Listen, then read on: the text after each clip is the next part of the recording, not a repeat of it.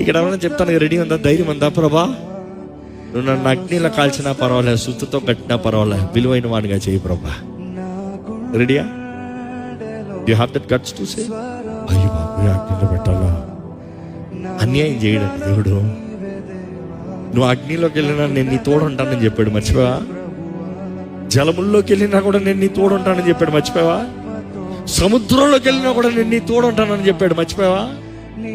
విశ్వాసి చెప్పగలుగుతాడు, దేవా నువ్వు నా తోడు అంటే చాలు, నువ్వు ఎక్కడికి తీసుకెళ్ళినా పర్వాలేదు. నా ప్రార్థన అదే, నువ్వు ఎట్టు తీసుకెళ్ళి ఎక్కడికి తీసుకెళ్ళి నువ్వు నా జీవితంలో ఏమన్నా చేసుకో, నువ్వు నా తోడు అన్నావా చాలు, done right, come on let's do anything. ఎందుకంటే హృదయాలను మార్చగలిగిన దేవుడు నీవు, రాజుల హృదయాలను కలిగించగలిగిన దేవుడు నీవు, రాజ శాసనాలను తిప్పి రాయించగలిగిన దేవుడు నీవు. With you all things are possible, I'm with you అని చెప్పు ప్రభా చాలు. కానీ ఐఎమ్ విత్ యూ అని దేవుడు చెప్పాలంటే నీ హృదయంలో శుద్ధి లేకపోతే ఐఎమ్ విత్ యూ అని చెప్పడం. నీలో కక్ష, పగ, బిటర్నెస్, యాంగర్, అన్ఫర్గివ్నెస్ ఇవన్నీ పెట్టుకున్నప్పుడు దేవుడు ఏం చేయడు. Only when you let go.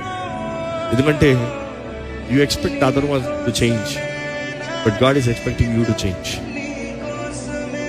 If you can really change, విలువ లేని నీ జీవితంలో విలువనిచ్చి నేను ఘనమైన వ్యక్తిగా మార్చగలుగుతాను.